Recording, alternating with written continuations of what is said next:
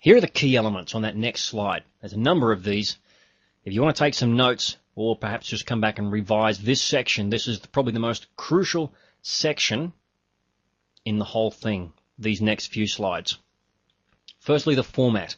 Are you going to be sending yours out in HTML or in text? What the heck does that mean? HTML means when it arrives in their web inbox, their email inbox, it looks like a web page. It was written in HTML coding, web page coding. Text is just good old-fashioned words. Here's my suggestion. Text. Yep, I've done text only. I started off with text only.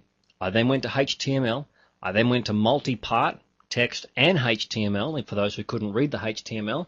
But now, because of all the continual spam filters and blockers and all of these types of things, if you want to send out a HTML one, I can tell you now that less of them will get through than anything else.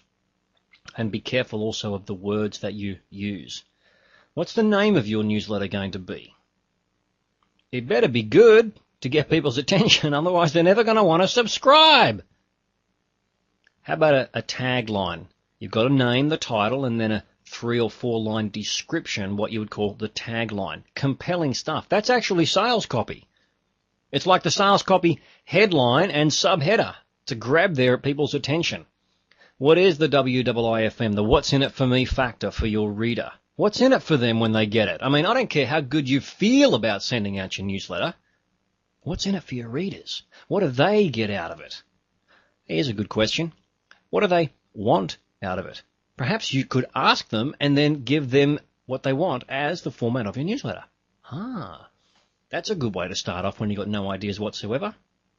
On the next slide, key elements 2, format and follow-up. Well, let's look at this. You have to decide. Is it going to be a regular weekly or fortnightly newsletter? That means you're actually going to physically sit down and write the content for it each week or each fortnight, maximum on the outside every month. I don't care what business you're in, it really shouldn't be every month. Honestly, even in the offline world, you shouldn't be just contacting me once a month, 12 times a year. Give me a break.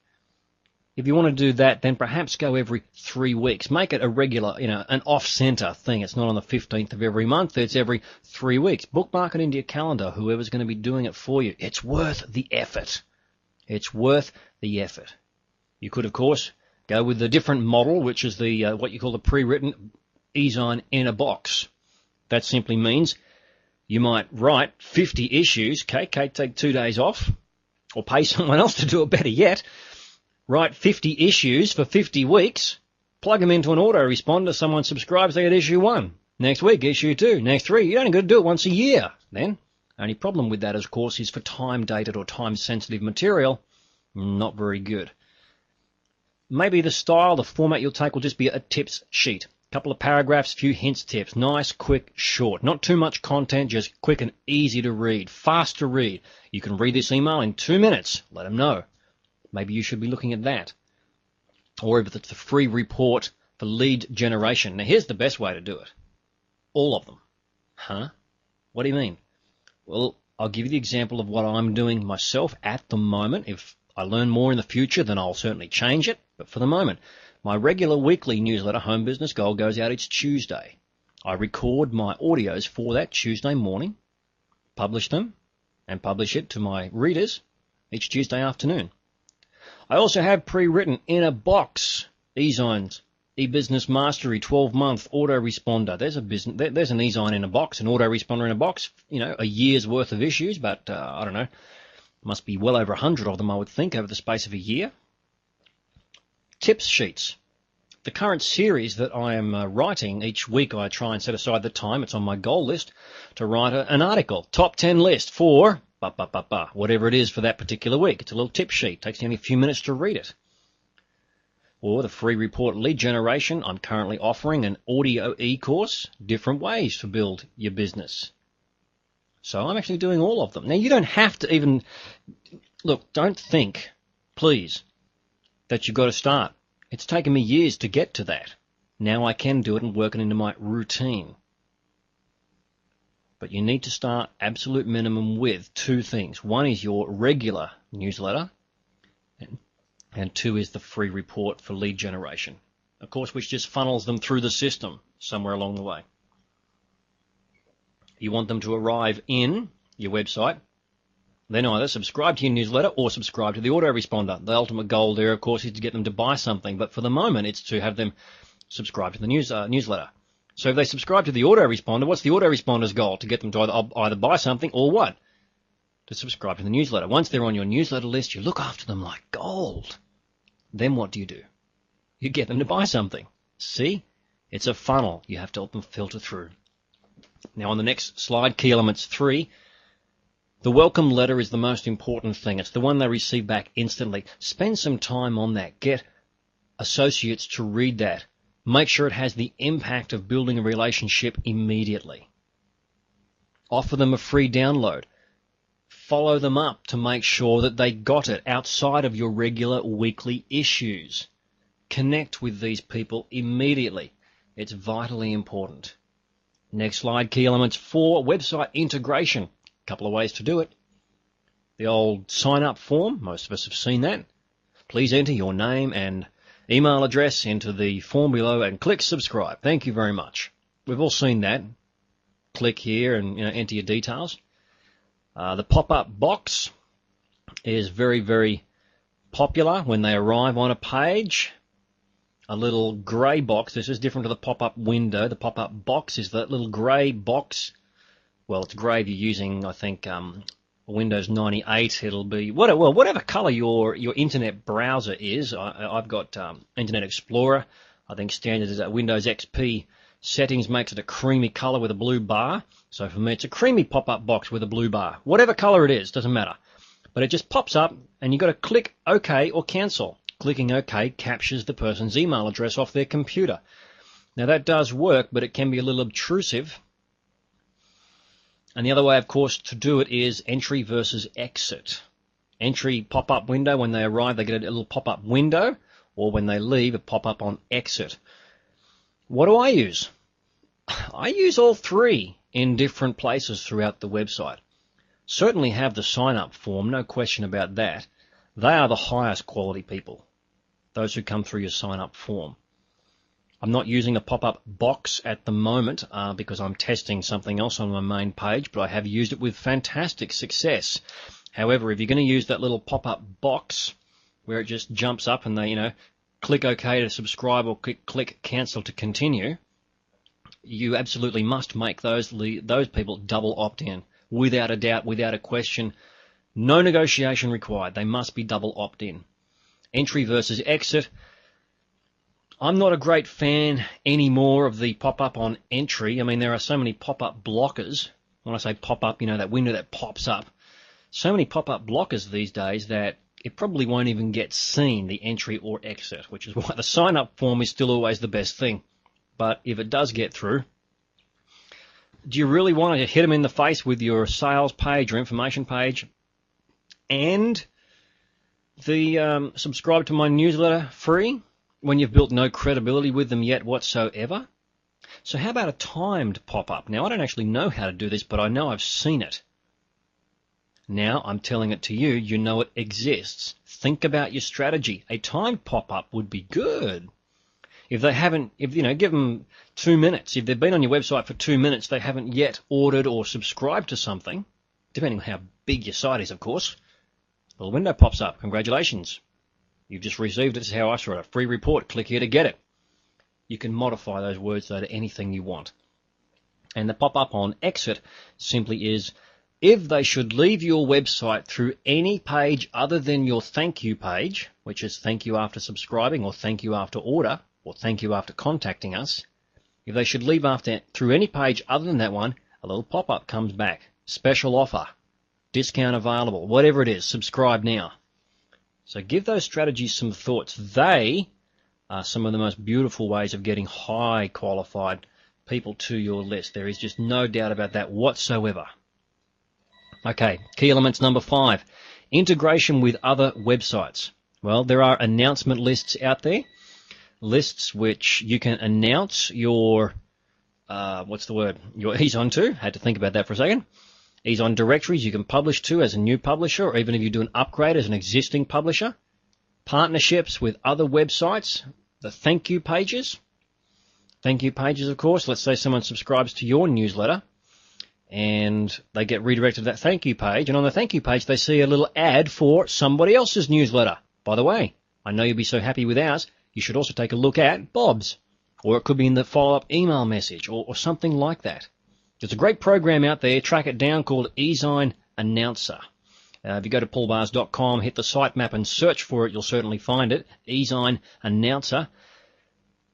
It will automate this entire process for you.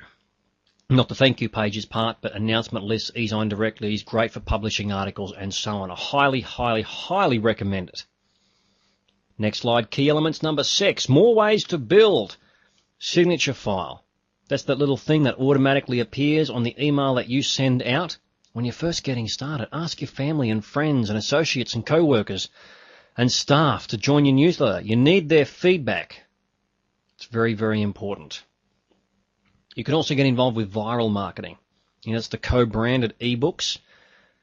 You could publish a free ebook about how to something or other within your industry. You connect up with another website and say, would you like to give this away for free? They say, well, no, of course not. It's advertising your website and not mine. So you say, well, let's co-brand it. You can put your details in here as well as mine. How does that sound? Matter of fact, I'll even let you put yours on the top. How does that sound? Co-branding viral marketing. You've written the product once, how to, go back to my resort example that I use a lot, how to get the most from your holiday and save money while here, wherever you might be. And get all these places to give it away. Co-brand it so it generates and brings traffic back to them. I mean, these people are not going to be putting in this kind of effort. But you certainly could. If you're a resort, you can partner up with a hire company. For example, some of the holiday destination, the tour companies. This ebook could simply be, like I live here on the Sunshine Coast, it could simply be Sunshine Coast Holiday Resources, low cost local holiday resources for the Sunshine Coast, Queensland. There you go. Gets co-branded with everyone, and then those who give it away from their websites, you just happen to bump their one up on top. So of course they get the prominent position. Make sure no one's in competition, but cooperation. Is that a word? I don't think so. You know what I mean, the cooperation, that's it. List partnerships, you recommend to them, they recommend to you, swap ads and so on. We've covered these in other areas as well. All great stuff. Next slide, key element 7, more ways to build. Other eZine ads, sponsored. You can find a high-ticket eZine read by tons and tons of people and pay for a sponsored ad. This week's edition is sponsored by your stuff. Click here to get their free report. There are so many different options available here. Unbelievable. And of course, the pay-per-click search engines, you can just simply do standard pay-per-click strategies. I won't cover that here. It's covered in the search engine area. But you do it for subscribers, not just product sales as well. And make sure your whole website is built around everything. Okay, next slide, key elements 8. Some ways not to build. All right, you may or may not have actually heard of these things. Start Blaze, Exit Blaze, ads for subs, $2 ads, etc., etc., etc. They do work. Let me say that. They do work. These are programs where you've just got multiple lists on the same page, or it's a pop-up rotating traffic pages and all this kind of stuff. If you don't know what I'm talking about, great. You don't want to learn it. That's the truth. So forget about this section for a moment. But if you do know what I'm talking about, I now only advocate high-quality subscribers. You will not get them through these services. You can develop them, you can grow them over time, but you won't get them first time round. You've got to work too hard, in my own humble opinion. This is the world according to Paul Bars. You've got to work too hard. And you really don't want to work too hard if you don't have to. Would you agree with me on that? Of course. All right, next slide. Let's break it down a little bit further. The co-registration services. I spoke to you about this earlier before. Referred leads in conjunction with a multiple list option, opt-in. What? What the heck does that mean? There are some websites out there that just do nothing else but generate traffic to a particular target marketplace or even a wide target marketplace. And they buy traffic from other people and so on. And you can do that. what their business is they ask people to subscribe to various newsletters, online newsletters. Yours could be one of them, and you will end up paying anywhere between, I think, around 8 to 20 cents per subscriber that they send you. Now, these can work for building numbers quickly, but here's the truth. Much like those services I mentioned a few moments ago, you're going to have to work very hard to make these kinds of subscribers dedicated people, because they probably don't know you from a bar of soap. And if they've gone to some page and subscribed to 5 different newsletters at the same time, what's going to make yours stand out? Know this, that when you're buying leads, these are people who have opted in and asked for your stuff even, but when you're buying list databases through these registration services, they send them to you on a daily basis, might be 10, 20, 38, whatever they get for the day, be careful. You're going to have to work very, very hard with them and pay a lot for them. So you have to watch your return on investment. Watch it carefully. I'd suggest even that you have a separate list just for these people to enable you to test and measure that for at least a month or more. If you find after 3 months you've invested $5,000, got yourself 50,000 subscribers, woohoo, congratulations, haven't made a sale, who gives a rat's backside? Hey, what does it matter? Nothing. And I have to say it to you that way to grab your attention. Do not be fooled into thinking that buying leads for numbers is the best way to go. You want personal referrals. So work with your current list, or if you do differently, track and measure along the way. Next slide, Fusion Marketing number 1, aka, I don't know what that stands for, I have to find out one day, aka the joint venture. It's the only way to go, folks. It is the only way to go. Joint venturing, ad swapping, personal recommendations, sharing a resource box on an ad under an article, sharing the resource box in an advertisement somewhere else, sharing the pay-per-click. Hey, why not set up some co-registration for just between you and a couple of mates? Now that would work. Oh yeah. Yeah, baby, yeah, that would work. It certainly would. Think about that a moment. Just you and one of your friends, or perhaps you and 2 others. They're non-competitive businesses, but they're cooperative. We each sell to the same people. Great idea. Another thing, syndication. You can write your articles, for example, and syndicate them through other websites with your subscribe box at the bottom. Yes, you can. What a wonderful thing. A wonderful thing to do. I syndicate my audio articles every week to, I don't know now, probably hundreds of other websites are also syndicating my audio articles. If not thousands, I really have got no clue. I used to track and measure. When it got over 100, I just gave up watching. But that's a wonderful idea as well. Next slide, Fusion Marketing 2. Ask yourself this question. Who are the top people in your industry? Who are the top people, the people that you aspire to be? Can you give them a free product or service sample of what you're offering? Can you bring them in as a super affiliate? Look at these sections on affiliate marketing. Give them a revenue split share for referring people back to you through your affiliate program to help you build your mailing list. I mean, think about it. What if you could get someone who is just the leader in your industry, one of the top 5, and they have not just a subscriber database of 100,000, they have a paid customer database of over 100,000 new potential customers for you. Oh boy, that'd be exciting.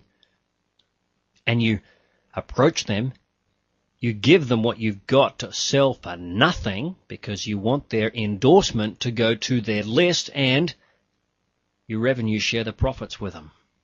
What a wonderful way to do business. Oh boy, oh boy, oh boy. You better believe it. This is what I spend my days trying to do. And every now and then I hit that golden nugget right there and go, yeah, there's gold in them, they're hills. Absolutely. Have a look at the next slide for me, the wrap-up. If throughout everything recorded now with eBusiness Mastery Volume 2, even Volume 1. If you learn and understand nothing more, this line is worth the money. Your investment. This is what it all comes down to. The money is in the list. The money is in the list. You absolutely must focus on building your list. All right, that's it. Thank you very much. Take a break, please.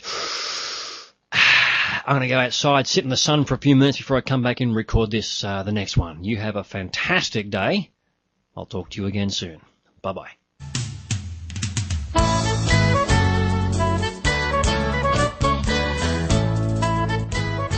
This training seminar has been brought to you by Home Business Mastery. www.paulbars.com.